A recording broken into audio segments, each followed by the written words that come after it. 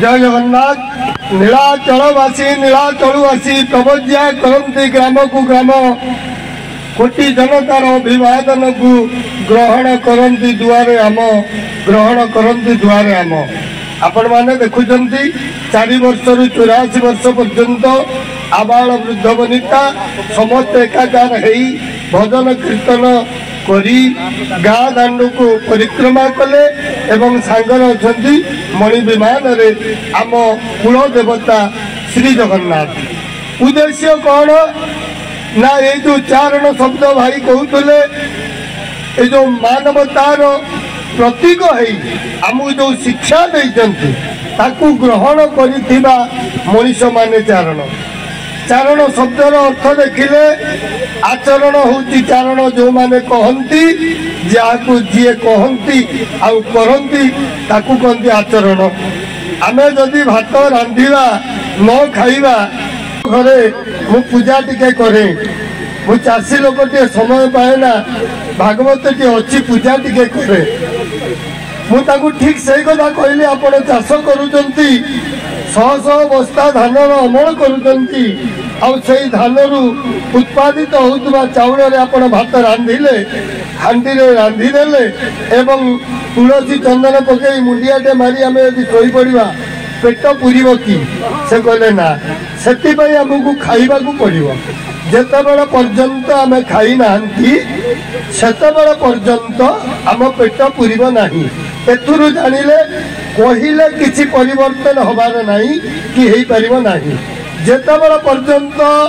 मनीष जीवन रे से शिखिथिबा कथा ता जीवन रे आचरण करी नाही सेतेबेला पर्यंत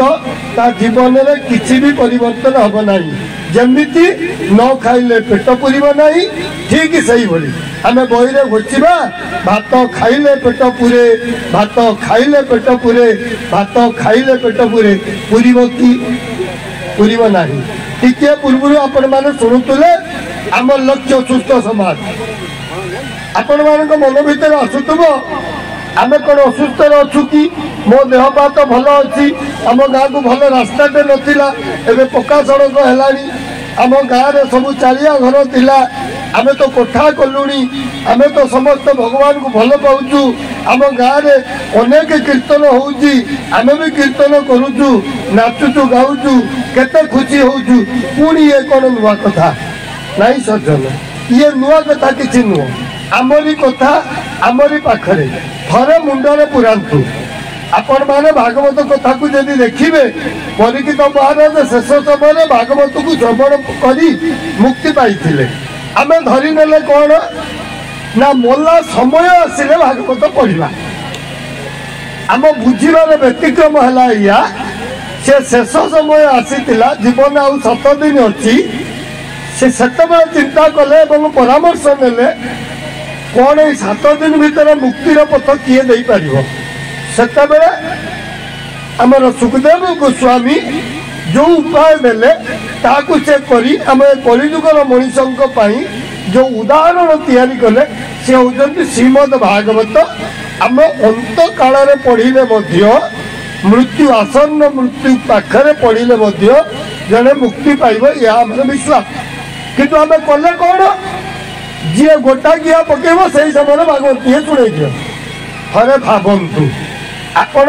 कान को शुभुला बेले आखि की दुषुला बेले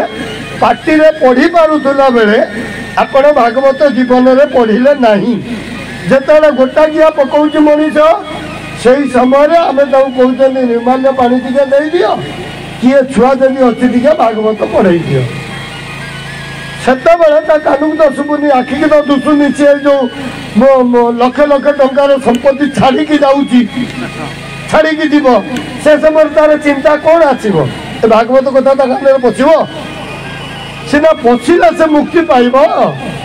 किंतु आमर ए अवयव गुड़िक हाथ नाक पाटी चलुला बेले आमे दिनर 24 घंटा केवल निज पाई निज परिवार पाई अर्थ उत्पादन पाई जो समय विनियोग करुचे सेतिपाई ए आत्मिक कल्याण पाई ए मनुष्य जीवन जो लाभ जेबे गोविंद करे भाव आम भगवान के सागर भाव कले ना केवल अर्थ उत्पादन करने सबुजाक समय सारीदे आज गोटे मनीष ता शत्रु ठारू जी दुख न पाऊँ अधिक दुख पाऊँ तार पिला कारण जो पिला पाठ पढ़े बड़ कला उच्च शिक्षित कला से बाप मार मूल्य बुझिले ना जिते से रोजगार कर बाप माँ जो बुढ़ा बुढ़ी हो गले से समय से गोटे बोझ बोली अनुभव कले। हे सज्जन वर्तमान समय आसी आपण मैंने पिला जिते शिक्षित करंतु किंतु संस्कारी टे करंतु जी मनीष जीवन में जो मूल्यवान जिनिस जो मनुष्य आसबार जन्म हबार जो मूल्य नहले तो पशुपक्षी भी जहाँ करें तो सैया आम भितर कौन तफात रहा आम जो विवेक पाइचे जो मनुष्य देह दिव्य ज्ञान से दिव्य ज्ञान विनियोग कर मानव समाज को गोटे दुर्नीति मुक्त समाज टे गठन करने हुए तो आपण देखिए सरकारी योजना जिते प्रकार व्यवस्था कले भी दुर्नीति की रोक जा पारना दुर्नीति से रोका हम जिते मन भितर आम भितर निजे सृष्टि हम मु जनकर सेवा करने को आसी सर्विस माने हूँ सेवा ए सेवा मुझे मत दरमा मिलूँ मु लोकंर सेवा करी जितेबाला जन ऑफिसर टीए सेवा करने मनोवृत्ति